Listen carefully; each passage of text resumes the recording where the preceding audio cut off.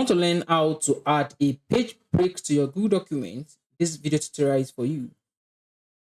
So I'm on the Google Documents file, my productive morning routine, and I will record a Google Doc tutorial and try not to laugh at my voice. Basically, the last sentence here or the last statement here to start on another page. Basically, the amateur way to do it is to click on enter like this, and until but it has gotten to another, like the third page, right?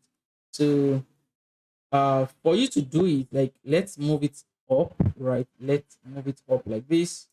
And the first thing you need to do is to ensure that you know what you want to begin, the text that you want to begin at the next page, right?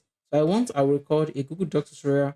I'm trying not to laugh at my voice, to begin at another page entirely.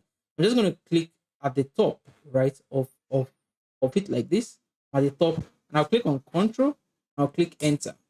So it has moved this document to another page entirely, right?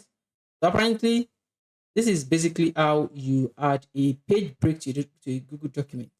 I think I have another one here. Let me just take it out, right? And this is how you basically add a page break to your Google document. If you find this tutorial helpful, ensure you subscribe to this channel, and I'll see you in the next episode. Thank you.